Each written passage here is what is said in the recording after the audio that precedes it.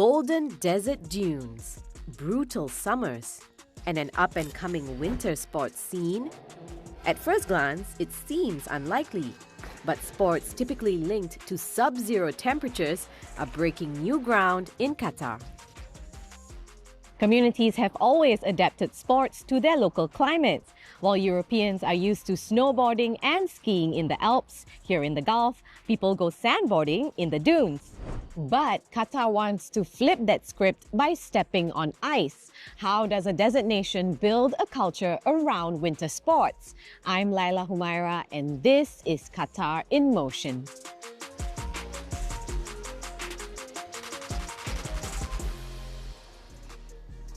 Did you know that Qatar's ambition to carve its own path on the ice began in 2010? That's when the Winter Sports Committee was established, laying the groundwork for sports that are not quite synonymous with the Gulf. A decade later, the country debuted at the Winter Youth Olympics in Switzerland, even placing 5th in 3-on-3 ice hockey. Since then, Qatar's appearance on the international winter sports stage has become more frequent, participating in the Winter Youth Olympic Games in South Korea in 2024 and the Asian Winter Games in China last year. That momentum is being built from the ground up.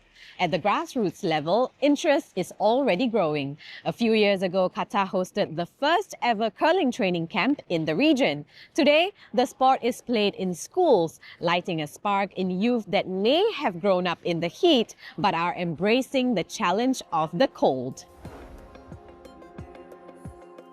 These young curlers are among the faces of Qatar's growing winter sports sphere. 3 times a week, they escape the summer heat, pick up their gear, and glide on the ice. Coach Amna Al-Kayat, who started playing the sport out of curiosity, began coaching the girls' team a few years ago after assisting the head coach in a tournament. I really enjoyed it, and that's what's put more passion for me to teach the people about curling and to learn them how to curl, how to balance themselves, how to enter, how to feel confident inside the ice. Known as chess on ice, curling may look quirky at first glance, but it's steeped in tradition. The 16th century sport has captivated people all over the world since becoming an official Olympic sport in 1998. But what's a game that was first played in medieval Scotland doing in the Gulf in the 21st century? For the last years, the expansion of curling is great, and I'm so glad that so many countries right now play sports. Like more than 70 countries all over the world play, and it's grow and it's develop, and we hope Qatar will be one of them. I hope we'll see a lot of fans who will enjoy Team Qatar playing and win international events. Most of the girls on the team have between 1 and 3 years of experience playing the sport. But how and where do newbies begin? So Coach, thank you so much for having us here today, having me here today. Can you tell me, how do I learn to start curling for a newbie like me? What should I know, the basic rules? First of all, you're very welcome. And curling is a really nice team basic sport. It's a winter sport. You play it in the ice, and it has some basic steps and some basic rules. So there is 2 teams. We have 2 colors, as you see, for the stones. So the 2 teams place the stones, and when they finish, for each team they have 8 stones, and each team has 4 players. Okay. So we have the first player, the second player, the third player, the fourth, and we have player who's the skip, and the team who throws the stone, and two persons to sweep. The point for the playing is to score and you see the circle, we call it the home. Okay. So you have to score more near to the middle. Okay. So the more it's close to the middle, the more you take the point. Okay. And when they finish this 8 yellow stones, this 8 red stones, they see the score. Can you teach me the movements of curling then? The most important thing to do on the ice is you have to control your balance. Okay. Yeah, because you wear on your foot. So if you write with your right hand or you use your right hand, okay, you put the slider thing on your left foot. The one stone, it's around 20 kg. Yeah. You see? Yeah, so we don't lift it, we just push it on the ground. Okay. Yeah, so it slides. The steps, I will let my player hand to teach you how to do the 6 steps. First step, you put your foot in the hack. We have a hack foot, we have a sliding foot. Okay. So the hack foot is the one without the slider, sorry. So you put your hack foot. Second step, you go 1 step forward, just a little bit with the sliding foot. Then you crouch down. Okay. This is the 3rd step. And the 4th step, you have to elevate your back from the back. And the 5th step, you have to go back with the stone and your body with the stone. And then you can go. Wow. But don't let those seemingly easy movements fool you. Having tried it myself, it's a lot harder than the athletes make it look. This is sport about the physicality. It maybe doesn't look like that, but it is really, really tough sport. This is all about the strategy, about the tactics, thinking about your team or other team, what they do, what you do. And it's exciting. And every game is a different game. Other than strategy and the technicalities of the sport, curling also teaches values that can be practiced off the ice. The most important thing in sport and life and your everyday daily life is respect. You have to work with respect, talk with people with respect, enjoy your life with respect. The second thing is the teamwork. I really enjoy it. You can actually see even in the practice, we enjoy the teamwork and we see ourselves like as a family from the teamwork. For the athletes, being part of a historic chapter in their country's sporting legacy makes the experience even more special. I am so happy that I am one of the first generations in curling. There's now many young people are coming, juniors. Now we have our own arena, and I'm so happy that people will come and try. That people around the world need to know that we have curling in Qatar and we have a huge team. This ice skating rink used to be a multi-purpose hall for all kinds of sport. Well, now, instead of volleyball, handball, or other typically summer sports, it's been transformed into a training ground for Qatar's winter sports athletes. So whether it's curling, speed skating, or ice hockey, many are practicing their skills and competing here.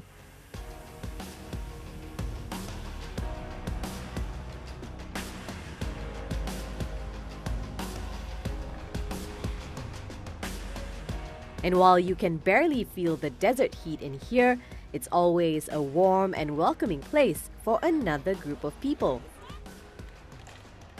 The expats who have come to help develop the team, who embrace their national sport in their second home.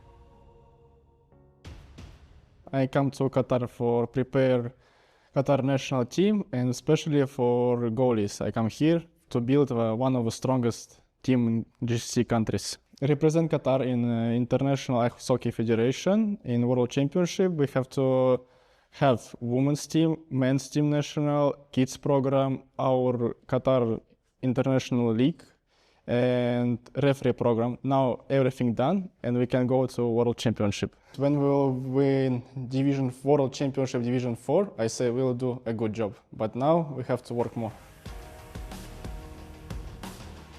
Goalies, or goaltenders, are one of the most important players on the ice, and his protege is hoping to become a solid backbone of Qatar's ice hockey team.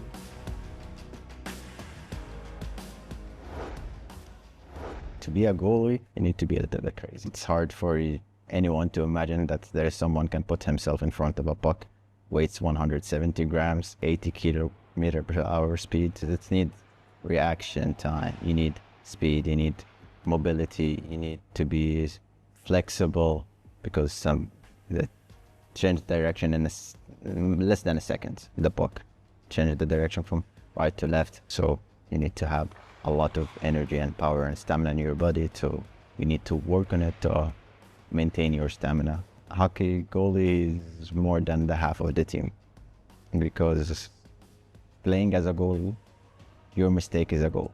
Goalie has one job also extra on him, which is to direct his defenders, his forwards, to maintain the shape, to save the box from players. I also redirect the players as the situation is happening in front of me. So that's why we also need to read the game. It gives you feeling like you have to be responsible on the ice. You are the responsible one for the entire 15 players, 20 players on the ice. Since we start practicing and having coaches that leads us and try to develop our skills, skating and shooting, we reached that level.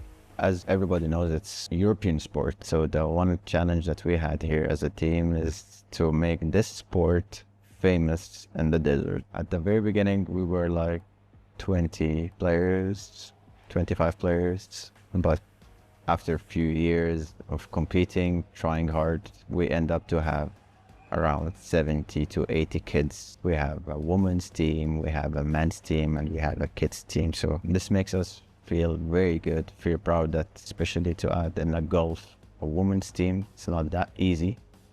But with working together, team and Olympic committee, we get it. I hope our team competes in a very high level, and especially Olympic Games.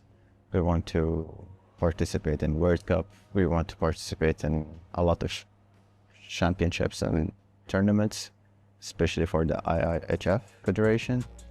So this is our hope, to be the full member of the IIHF Federation. From the sweeping strategies of curling to shooting a puck in ice hockey, it's been fun showing you how Qatar is embracing and investing in a sport that may not be in its nature, but one the country is certainly nurturing for the next generation. That's all the time we have for now. Thanks for watching Qatar in Motion, and see you next time.